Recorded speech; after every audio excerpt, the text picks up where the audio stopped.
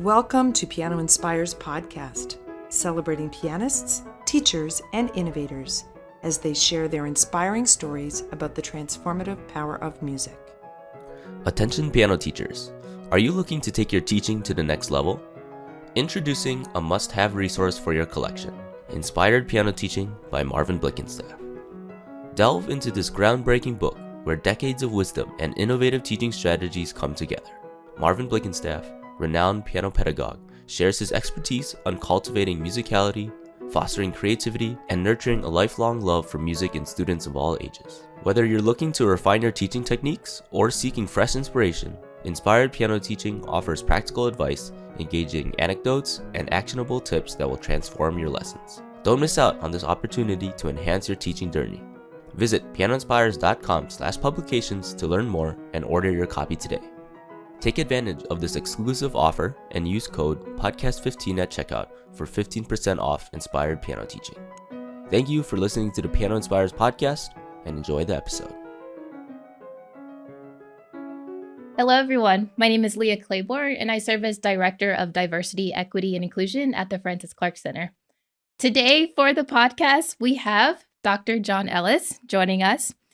John Ellis is Professor of Piano at the University of Michigan, where he directs graduate studies in piano pedagogy, and where he was given the 2024 Harold Hall Award for Excellence in Studio Teaching. His book, The Pedagogical Writings of Marguerite Long, a reassessment of her impact on the French School of Piano, was recently published by IU Press. He has also published articles on the Metropolitan Music School in American Music Teacher. John, thank you so much for joining us. I've been looking forward to this for a really, really long time. So have I, Leah. It's great to see you again. Thank you. So this is so exciting for me because I definitely consider you as a mentor. Hope you know that. But what's so wonderful with these podcasts, we get to dive deeper into the reason you started. And all the things that led you to the person that you are today, the pianist, the pedagogue and mentor.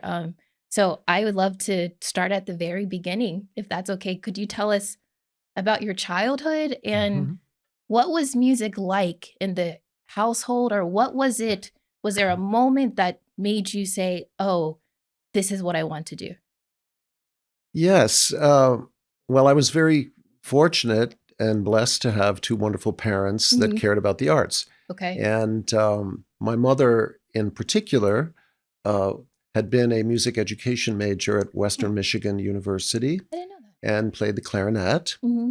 And her mother, my grandmother, was a pianist and a singer. And she actually went to the University of Michigan Oh my goodness. herself in 1919, 1920, Wow. around then. Okay. So yeah, some full circle. Yeah, that's stuff amazing. I didn't know that. happening. Yeah. Right. So my earliest memories are of sitting on my grandmother's lap Mm-hmm. at a piano at our Wow. cousin's house Yeah. or at their house. Just as I would put my little kid's hands on top of hers while she'd play all sorts of ragtime and Wow. fun music. Okay. It was very fun. And so music was fun. Okay. My mom was in the church choir, and Okay. so I was in the children's choir Mm-hmm. from probably 5 or 6 years old. Okay. So I always sang in choir and had a wonderful choir director. And round about maybe age 7, I think, my mom and dad had a little piano Mm-hmm. sent to the house Okay. in Pearl River, New York, which is a suburb of New York City. Uh-huh. And so what happened was my grandfather Mm-hmm. they lived in South Haven, Michigan, by the way, Okay. which is right on Lake Michigan, Right. a resort town. Mm-hmm. And so my mother's mother, my grandmother, taught piano and played organ in church and things like that. My grandfather worked at the Everett Piano Factory. My goodness. They Okay. made pianos Wow, in South Haven, okay. Michigan, and so that was wonderful too. So my mom arranged to get to buy an Everett piano, and it was Wow. sent to our house. And I remember when it came into the house, and it was a very big moment. Right. And my mom started teaching us out, me and my brother, out of the John Thompson book, teaching Okay. little fingers to play. Right. So we went through the first book, and then she set us up with a teacher in Okay. Rockland County, a very fine teacher, George Mhm. Bryant. And I went through elementary school taking lessons there. Okay. And so I just continued with that music, and I took to it right away. I Right. enjoyed my music lessons. I enjoyed choir. I started taking drums in school, and I picked up the guitar. Me and my friends started a rock band Oh in my like goodness. 6th grade. You know, You have pictures we of were those? totally wanted to do everything. Right. Yeah. So music was fun, and it was all the time. So, Right. yeah. Right. Would you consider your mom to be your first piano teacher?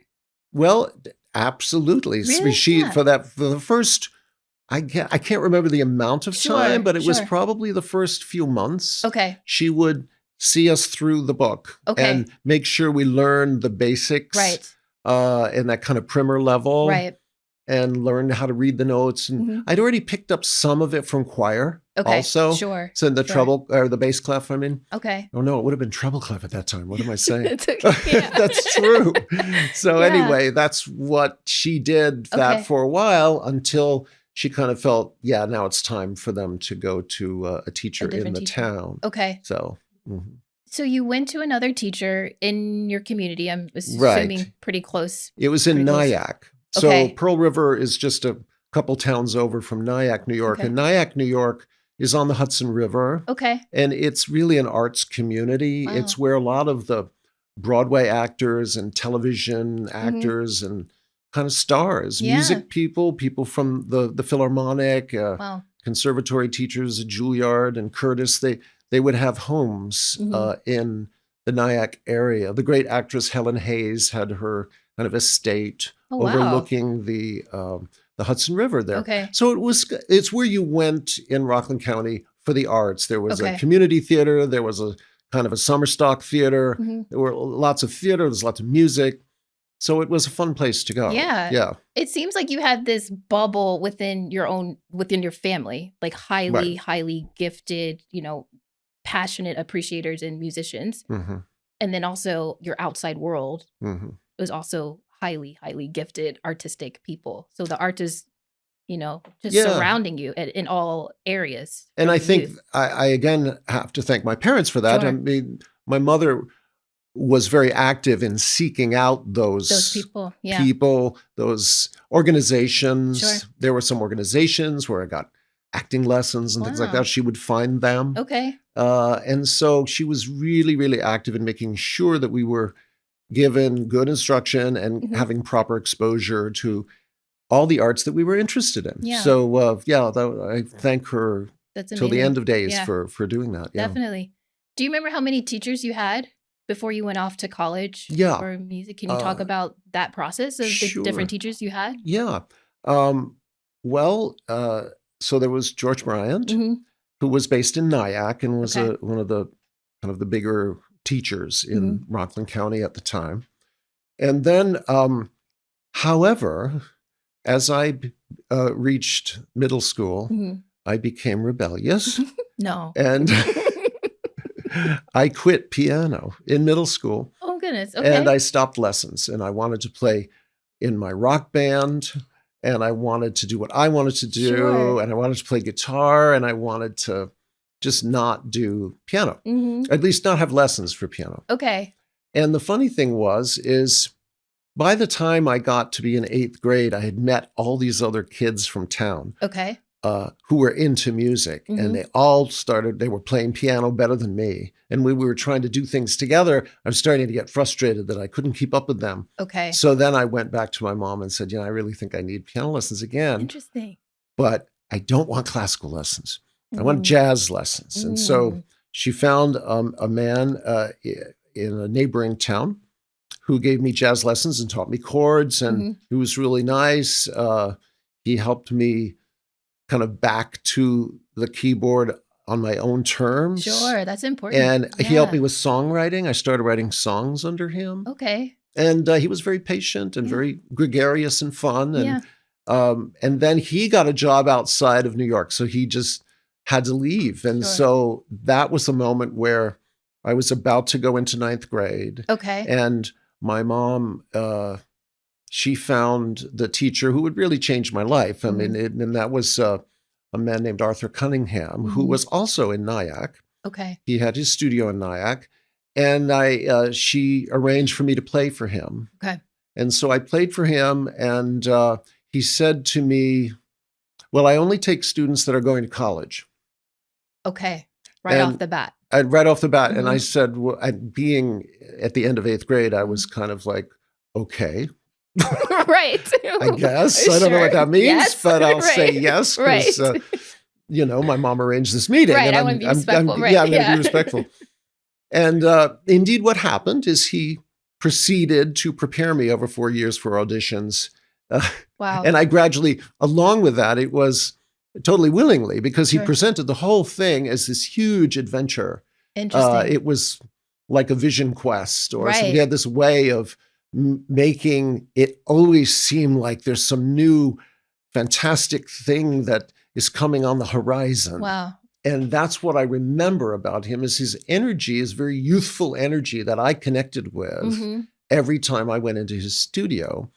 And it beguiled me. There was Right. something about the musical life, the life of an artist, that I found, especially as a rebellious teenager by that Sure. time, to be fascinating, that I could be myself, because Right. he was himself. He took care of his own house. Right. He did the carpentry I I remember see what him you building stairs going up, like Yeah. winding stairs going my up to goodness. his loft. And he also was, he had a great Camaro.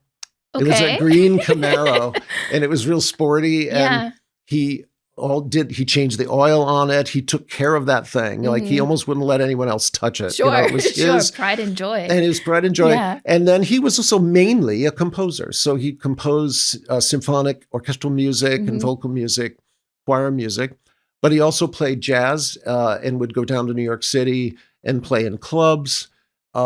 He did teach me some jazz. Okay. I insisted, and he prepared me with a singer, who was an adult singer that he had been coaching. Okay. And we did a gig at one of those little clubs down by the river in Nyack. And I remember that very well. We'd gotten some Duke Ellington songs together, Nice. and I was so proud Right. to have done that. But it was kind of clear that my forte would be classical, but I'm so glad that I was able Interesting. to do that. Okay. And I could sense what it was in my skill set, even at that time, what it was that I didn't have. Interesting. But he didn't let that stand in the way. That Sure. was my own estimation. He Right. never said that to me.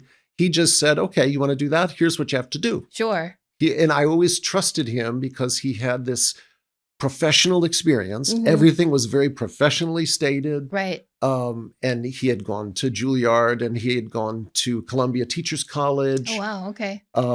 And he started out at Fisk University. And he often told me the story of how he went to Fisk University, which is a historically Black college.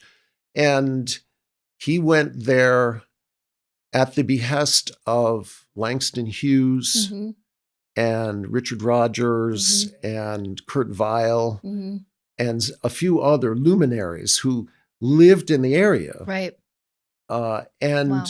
they came to his house and they said, we think you should go to Fisk University, because at that time in Rockland County, it was a predominantly white community. And he was living in a small African-American community at the time in Piermont, New York, which was Okay. a little mill town Okay. at the time. And How far away was that then? Just a stone's throw. Okay. It was, down by the river. Right. And it was a mill. Yeah. Yeah, there was a mill there. And so he did that. He went to Fisk and he had an excellent education there, and then continued his education when he came back to New York and went in the Army and then started composing. Wow. And so I absorbed all this background that he had. Right. As he talked about it a lot. Okay. It fired him up. The Yeah. idea of going to college was part of that great adventure. Yeah. And he just made it sound so romantic and exciting to be Sure. learning all the time. Right. So I just took that attitude with me as I went Yeah. on my college studies. I see. Yeah. And what's interesting, it sounds like, I mean, 4 years is it's a short amount of time, but he knew that you had these other interests of Mhm. jazz, and I'm sure he knew about your rock band Mhm. time, right? And he Mhm. still was able to introduce that language and that love and give you opportunities to do that, to express yourself in that way, Mhm. while still honing in to get you ready for college auditions in classical piano music. Yeah. I mean, I don't think there are many, probably not so many teachers that are able to do that. Well, it's interesting because he didn't have what you might call a piano teacher's ego in Mm, this way. Like he mhm. was really a believer in following the psychology of the student, Love that. the urges of the student. Sure. And so I did a lot of acting when Okay. I was in high school Mm-hmm. and also in junior high school. But in high school, when I knew him, I would be doing plays. Mhm. And, right now, if I have a student who's doing a play, my heart sinks a little bit, because I know how much You know what's rehearsal going time through, is. yeah. That It's means not the happening next at the 2 piano, months. right? Yeah. But and I was like that. That's the way Yeah. it is. And so I could never hold it against a kid Sure. because that just means they were a kid like I. Oh, They're a kid like interesting. I was. Yeah. And so he encouraged that. And he used those Love that. moments to help me understand. I always remember at a certain point when I was going off to college, and he would mentor me through college. And I remember Mhm. him telling me, Mm-hmm. you can always keep up your writing, Mm-hmm. do all the things you're interested in. Yeah. Just know what's expected of you. Know what the field expects you to Right. do, Right. and do those things. And so I just threw myself into it. And Yeah. And then you're not limited. yeah, it was about actualizing myself. Right. And he, as a teacher, was about that with his own students, which his own students, I still will get some emails out of the blue from people that had studied with him and maybe heard my recording Yeah. or, saw some presentation I gave, and they'll say, oh, I studied with him too. And we would share a couple of emails back Amazing. and forth, even though I may not have ever known them. Sure. But you build that community. yeah, it's a community Yeah, it's a of it. lineage. Yeah, It's a lineage absolutely. of teachers. Yeah, That's incredible. Yeah, it was great. So you go on to college. Hmm. Can you talk about the time? I mean, can you talk about the time between college and then your professional career? In between those, well, can you talk a little bit about that journey? And then specifically, do you find that there were some challenges during that time? And if so, was there a moment that you felt like really solidified and like, yes, this is what I want to do? Or what was that process like that allowed you to step into the professional career part? Yeah, as I look back on it, Mhm. it was not very well planned on my part. I just did things that I wanted to do, and I Okay. didn't always know where that was going to lead me. Sure. And sometimes it seemed like a zigzag, Okay. but it was always meaningful to me. Mm-hmm. So I did my undergraduate. I started at music education at SUNY Potsdam, the Crane School of Music, Mm-hmm. and I had an amazing piano teacher by the name of Frank Ayoga, who had studied with Isabel Vengerova and Rosina Levin. And so I benefited so much from that kind of really strong education in piano. Yeah. And the demands were very strong. And I was so into trying to emulate that, Sure. to live that way with that kind of passion and rigor. And so he opened up a world of technique to me that I didn't know I could do. Sure. And so Sure. it was just a fantastic period in my life. And by the time I graduated, I had decided to go into performance. Okay. So instead of going student teaching, I had taken all of my my education courses, but I did not go student teaching. Okay. So I decided to finish off as a performance major. Okay. And then I auditioned for a master in music and piano at Indiana University, Okay. where I studied with Michel Bloch Okay. for 2 years. And he was fantastic. Mhm. Completely different type of teacher, completely Okay. different type of background, Mhm. but again, it amplified it. All of a sudden, it opened up a whole other worlds of expression and Right. tone color and interpretation at a Right. very high level. And so after that, I went to Germany for a year. Okay. I had a friend over there, and I ended up playing at the Hochschule for different classes, like Heinz Holliger's oboe class, for example, is one that was particularly, I played for a lot of his students, Mhm. and that was a lot of fun. And I did some teaching in a little school in the Black Forest, and I don't know, I just had a wonderful time. I studied German while I was there. Okay. So I didn't study piano while I was there, but I just Oh. lived a year and worked. I played jazz in a cafe. Nice. Okay. So I did that for a while. And so I had a lot of great experiences. I came back.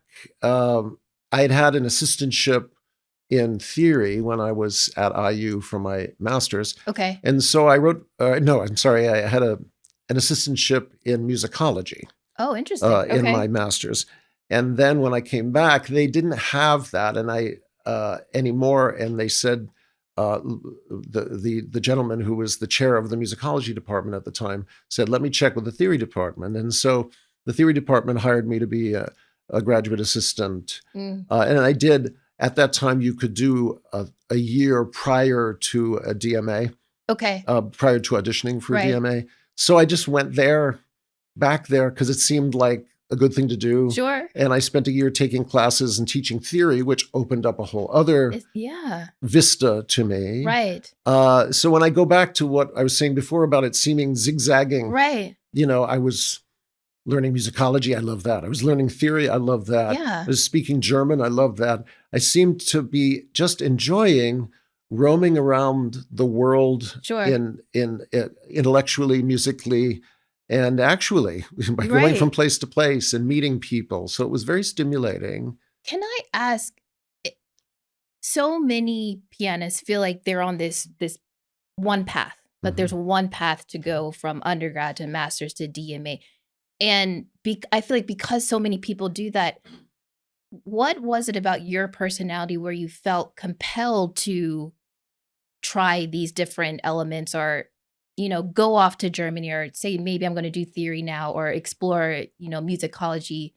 Is there something about you personally, or was it your upbringing, or what was it that allowed you the exploration, or what was that? Because I don't think a lot of us have that. Yeah, and I think I always, from the time I was young, Mm-hmm. I liked to do many things. Sure. And that always was a part of my character. Okay.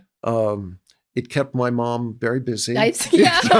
So I always wanted to do something different. Yes. And and she and my dad as well. My dad was very much into poetry and writing, Right. and he was in television production, and so it was always exciting that I was interested in that. So I grew up in an atmosphere where learning and new things was just a part of life. Right. And I loved that. So Encouraged. Yeah. I never saw anything wrong with it. Interesting. And I was never at home told that there was something wrong with it. I was never told, you should buckle down and only Right. do piano. They were fine with me doing other things too. They didn't try to control that. Sure. They wanted me doing things. Right. I had to be doing something constructive. Sure. But they didn't try to manage what that looked was. like. Yeah. Interesting. And so that's probably why Yeah. that stayed with me, yeah. because that's the fuel. It turns out Mhm. that's the fuel. That's that intrinsic motivation, as we Right. like to say. And Right. that's what got me going. Right. And it seems you're still doing that now. It's still Right? got that bug. Yeah, you still your hands are in many different aspects of creativity, not just within piano pedagogy. Do you want to talk maybe a little bit about that? I mean, talk about where you are at Michigan and everything, but you're doing so many. Your reach is Well, it in other kind of areas. started back when I took a year. I wasn't sure what I wanted to do after I came back from Germany, and Okay. then I did that year in Indiana, but then I wasn't quite sure what to do after that. Okay. So I went to Atlanta. My parents were living in Atlanta at the time, Okay. and I lived with them, and I worked at a kind of marketing company for a year. And then I auditioned, and I got into Manhattan School to study with Constance Keene, who was a marvelous teacher as well. So once again, very blessed with my teachers. And when I went to Manhattan School, it turned out I had wonderful mentors there. I had Constance, David Noon, who oversaw my kind of a graduate assistantship for me, and eventually hired me to teach courses in music history. And in the composition department, I taught theory courses to the composers. And I also worked in the theory department. And so I got a lot of experience as a student in Manhattan School, and then as I joined the faculty teaching courses in piano literature, courses in music theory. And it was while I was at Manhattan School, I'd finished my doctorate, and I started to feel like, why am I playing the piano? And it was this existential question. Yes. What does this mean? You know what it's like. You go through all the rigor of your graduate studies. You reach the end, and you feel like kind of a burnt out husk. Exactly. Burnt out husk. What is this that I've done? Right. What does it all mean? And that feeling that Yes. that is very common, as it turns out. And so I back in those days, in the early 90s, I'm really dating myself here, but those were the early days for me. And I wandered around Manhattan, central Manhattan. I went to an old bookstore, Coliseum Books, which probably isn't there anymore, but it was a great bookstore. And I was walking around and just wasting time. And I saw a book called Music and Discourse by Jean-Jacques Nattier, a Canadian musicologist. And it was about musical semiology and music and meaning. And I thought, meaning? Oh, that's what I'm looking for. That's what I need in my I life. need to know what music means to me. So I got the book. I did not understand it. So I kept looking in the bibliography and the index to try to figure out, well, who are all these people that he's referring to, and what are their thoughts? And so I started reading about musical semiotics and music and meaning. And I started getting really into the works of Roland Barthes and the French structuralists. And so I started to write a paper. I ended up writing a paper on Ich grole nicht. I wrote also another paper on Kindersehnen.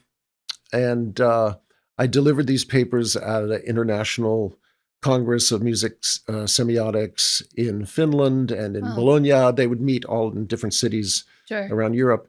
And so I made friends with all these people in Europe that were taking part in these things. And that was a very exciting time for me because I was investigating what the music meant to me, and also at the same time, what it meant to teach it. Like, what does all this information mean to a teacher? Is this really meaningful? I kept asking myself, because my own students in theory classes and music history classes were asking me, you that too. What does that mean? What is this important?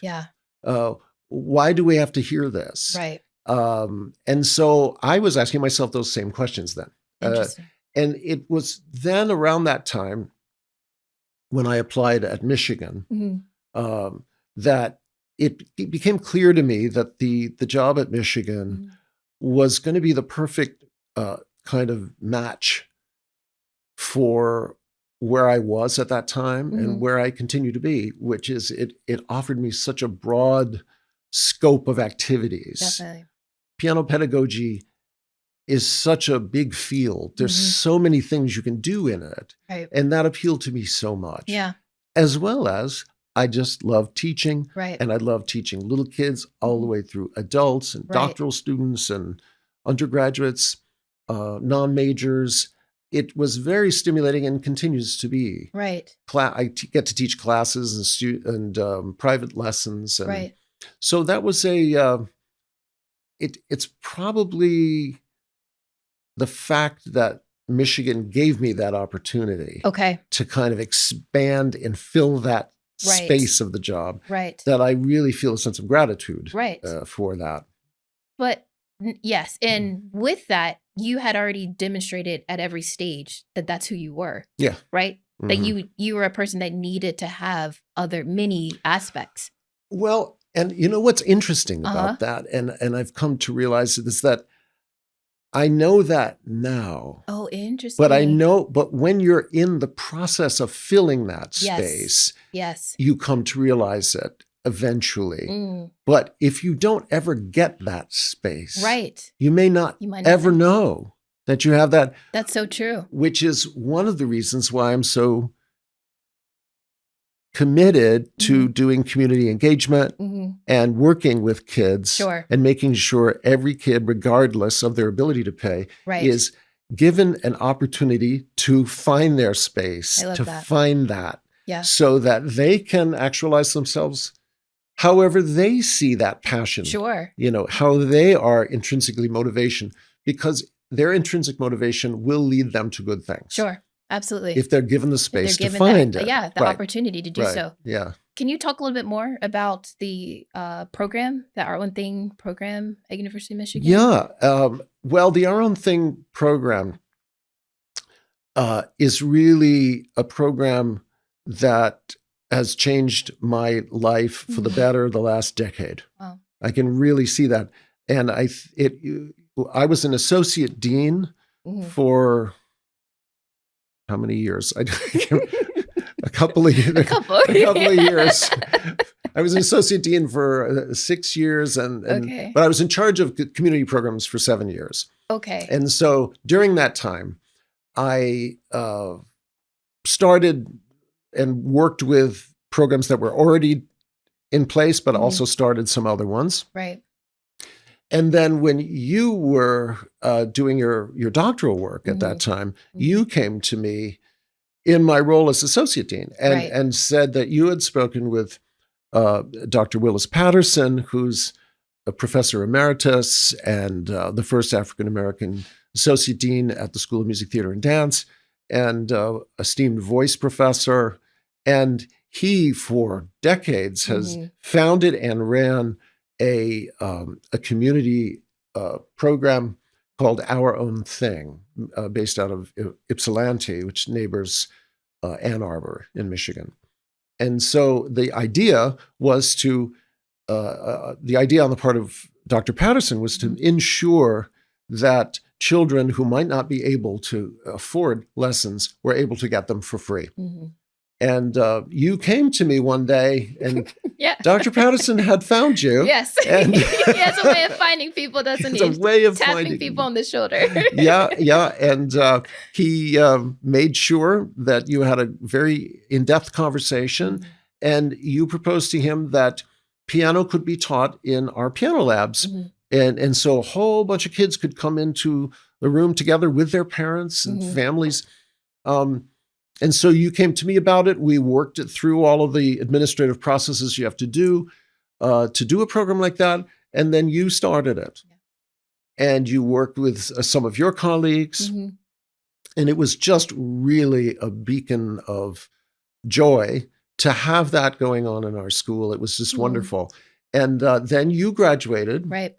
I went on sabbatical. Oh, that's right. COVID happened. That's right. It was a couple of years. A lot of things happened. That's right. And then, but my dear friend Robin Myrick, who is in charge of community programs in the community engagement office at the School of Music, Theater, and Dance, I worked with her, and we were able. Thanks to her, she was able to get funding from various funding sources to set up a new model, which kind of puts this in the institution of our piano department. Right. And it gives a stipend to student teachers from the School of Music, Theater, and Dance to teach in our program. And I'll teach classes, and then they go out and teach in different rooms with some of our student teachers. And so therefore, our students, and they're not just piano students. They're That's students what I love so much. Yeah. Voice, musical theater, harp. I mean, you name it. We've had wonderful students who have many years of piano experience, it turns out. So it made me, as a professor, be more welcoming. And more invitational. Amazing. And realizing there's a lot more interest in piano in the school of the School of Interesting. Music, Theater, and Dance. Sure. They just didn't know that they were welcome to the party. So, Interesting. so Yeah. this Our Own Thing gives that opening. opportunity, Yeah, it gives that right. opportunity, and it's been a lot of fun. That's amazing. Yeah, so that's been going on. I guess this is my 5th year of being faculty director of that. Okay. I think that's probably about what it is. And we just had another class on Saturday, and Amazing. I flew in Saturday Yeah. night here, so I it was love a it. lot of fun. I love it. I love that you are creating those moments for college students as well to be able to explore something that they might not have initially thought. Absolutely. Right? That they are there for as a music theater major, there's a voice performance major. Right. But now they're also given guided opportunities at that, right? That's Right. pretty not as And common. it's really wonderful because we have students from our pedagogy program, the graduate students in pedagogy who are Sure. involved. We Amazing. have piano majors who are not pedagogy majors, but are performance majors. They're also involved. And we have these other School of Music students that are involved. It's really fabulous to see the mingling of students, I bet. all with that mission Right. of working together in community, recognizing that we at the University of Michigan are part of a larger community. Right. And what does that mean?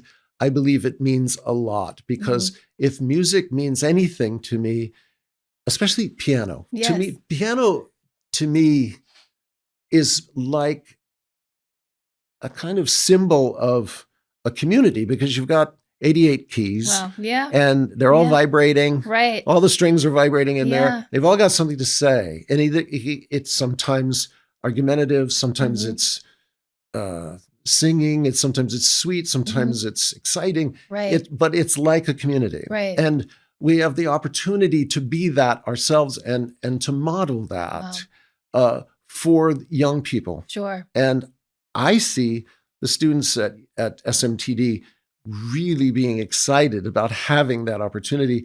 So the piano department asked me to make a new class for a 2-semester class for piano pedagogy for undergraduate majors. Oh, wow. And so that's a new thing. That's huge. And we just started it this year, and it's really, really nice. That's amazing. Yeah. So it's piano pedagogy, and the second semester of which is the in-service part. I see. Is working in the Our Own Thing program. Amazing. Yeah. So it's It's just really starting, but creating it's these so many different bubbles. So it's kind of taking the Our Own Thing program that you started with Dr. Patterson, and it's becoming part of the fabric of the piano department. So that's incredible. It just enriches. That's amazing. Yeah. That's amazing. That's already inspiring. That's already inspiring. Do you have other projects that's been inspiring to you as of late? Oh yeah. Well, one of the things I decided to do, when I was an administrator, I did a lot of things that administrators do that are very worthwhile and very good. So I don't knock the work of administrators. Right. It's important, and it's hard work, and it's often not seen, and it's often derided, sometimes by myself. So I don't give myself a pass on that either. I just think that after a certain time, I had done enough. Yes. And I needed to turn back to some of these projects and ideas that I'd had for a long time that I really wanted to finish. Sure. And that I felt, I'd started to feel that I had a certain mission about.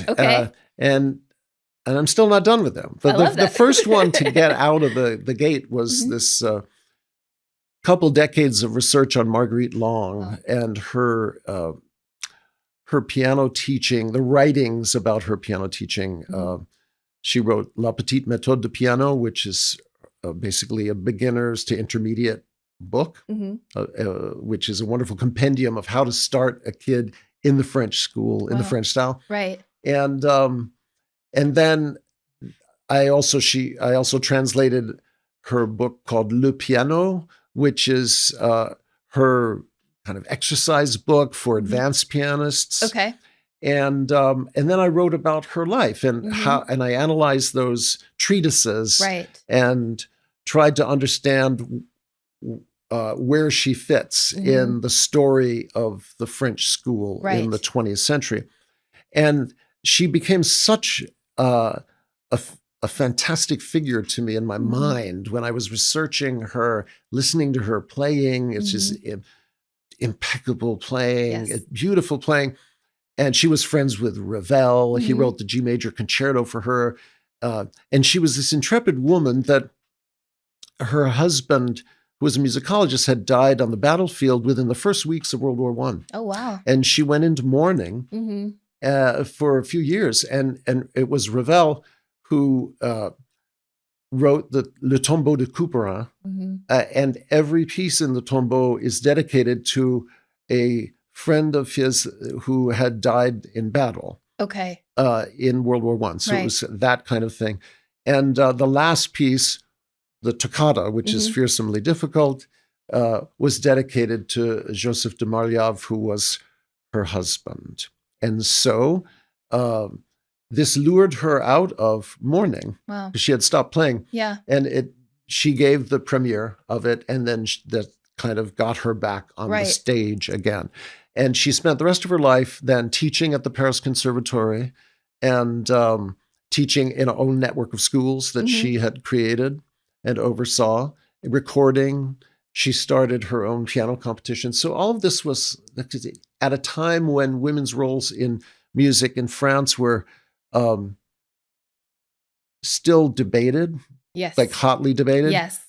She was an inspiration. Yeah. And she was also seen as a patriot. You know, she quit the Paris Conservatory as the Nazis came into Paris. Right. And she did not collaborate when others did.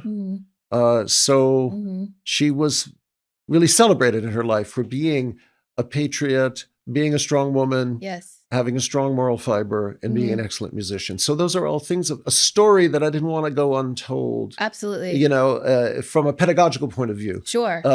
There's this wonderful book about her life by Cecilia Dunway that about her life.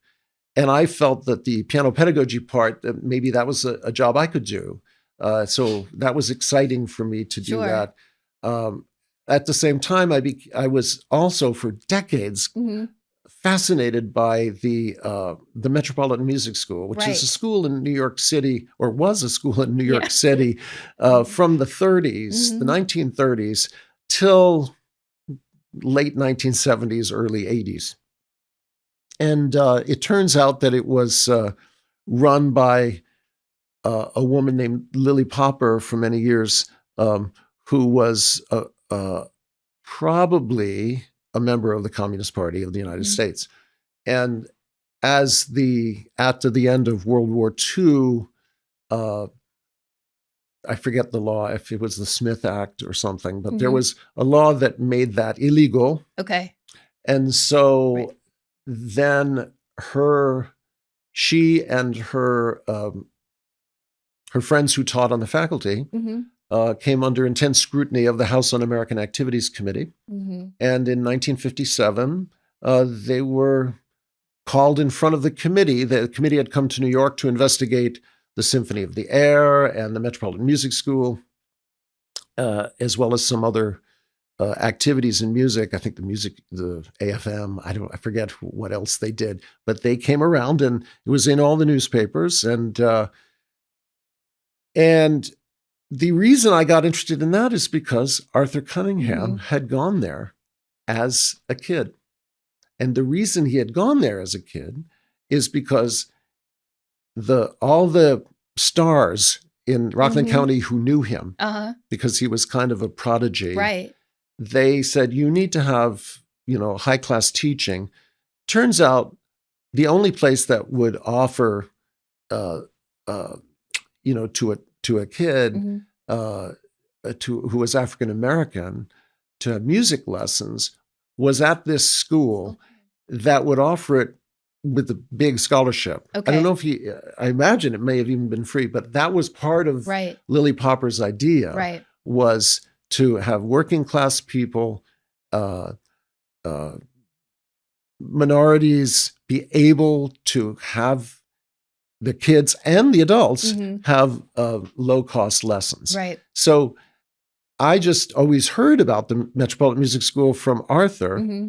And then one day I'm wandering around a library when I was in grad school, and I see the congressional records, Metropolitan Music School. What's Wait a that? second, yeah. And it's, they were investigated. And I read this whole thing. I just sat down and read the testimony. Oh my goodness. And it was really kind of shocking. Yeah. And so that ended up being a couple decades of research that ended up in a couple of articles that I wrote for the American Music Teacher Right. A couple of years ago, which I found very meaningful to sure. follow her. This is another intrepid woman who was on a mission. And so I guess that idea of the underdog and the, trying to make things better for people is something that I guess that was always that was probably the way I was raised. Yeah. That's probably what, that's where it's coming from. That's where it's coming from. Both my parents had strong feelings about, I mean, they both grew up during the Depression and didn't have much money and all of that. And, they were New Deal Roosevelt, people. And so fairness and justice was a big thing for them. And so I just always had that. That's amazing. Yeah. It's really incredible. Yeah. I also say both of those, the scholarship, the relevancy today is quite profound. Yeah. Not just like encourage everyone to read both the articles. It was part 1, part 2, but then also the book. It's very, very relevant. Very relevant today. You never know what history is going to give you. Keep repeating itself in ways. Yeah. That is it. You're doing so much. Something we often talk about too. Do you have? What's your release? Of you're doing so much at University of Michigan. You have your own all these other projects too. Do you have? I know you have ways that you kind of exhale or I do. even apart from music. Well, can you talk about that and also the importance for musicians, for people starting their career or any part of their career at the why it's important to have these different outlets? Well, if I have one regret, it's that I did not realize that when you're a pianist, you sit down all the time. Oh, yes. And that we spend so much time sitting, and after a certain while, your body tells you, you need to get up and walk around. You need to exercise. And so, I started to do that some years ago, and I'm really glad I did. I do a lot of walking, in the morning and, during lunchtime and things like that. I try to stay up as much as I can. And then, but I enjoy going to the gym. I worked with a trainer for a long time. And then just over about a year and a half ago, my wife, Beatrice, and I started boxing lessons together. We have this wonderful boxing trainer, Armani Lee, who also is a musician. Oh, wow. Okay. Yeah, and he's a songwriter. And he did an exposition with an art professor at the Stamp School of Art and Design. Okay. So it was. That's amazing. He's a really interesting guy. And so when I went in and said, I need to protect my hands, he says, I know. I'll show you how to wrap your hands. And, but he has this way of working with both of us together. Interesting. That has really made me feel confident, and it's a great workout. Yeah. I have to say, it's a fantastic workout. But I just enjoy the rhythm of it, the excitement of it, the feeling of strength. And those things are really what has me going. And then also, I always take some time to do some writing. I love writing poetry, and I've been, I just got something published in a poetry magazine, so I'm really excited about that. Amazing. And I just love writing. Yeah. So that making my mind go to a place like that is really important for, I think when we talk about wellness, I think that's part of it. Letting your mind be free, letting your body walk aimlessly, those are great things. It's true. It's true. We need those. To need those things. So that's what I do. That's amazing. Maybe final question, and it's a big one, but how does piano inspire you? A piano inspires me, and piano has always inspired me in my innermost core, there was something about it when I was sitting on my grandmother's lap. From that very beginning, there just seemed to be floods of happiness coming out of it. And that it was a place where you felt alive. Wow. That you'd do something and then you'd feel alive. You'd feel happy. You'd feel sad. You'd feel loving. You'd feel joyful. And it seemed to always create a feeling of community. Yeah. So I feel that that's what draws and continues to draw me to the piano, That's are those things. Yeah. Yeah. That's beautiful. Thank you. Thank Thank you. you. Thank you. It's Thank you, Leah. such an honor, special honor for me to do this podcast with you. And as a graduate of Michigan, I understand your journey, because I think with so many of us in piano pedagogy, with you being the chair, the mentor, you always allowed us to express whatever we were passionate about. I never felt limited, or and you always encouraged that so much, and I can completely see why from the very beginning in the household and your community, and all those zigzags that created this garden of many things that you've done. So thank you. Oh, thank you. Yeah. The Francis Clark Center is a not-for-profit educational organization that serves the advancement of piano teaching, learning, and performing. Divisions include Piano Magazine, Piano Inspires Kids, Journal for Piano Research, National Conference on Keyboard Pedagogy, the New School for Music Study, Piano Education Press, International Online Teacher Education, and Piano Inspires Online Community Hub. Please visit us at pianoinspires.com to learn more about our impactful work and inspiring community.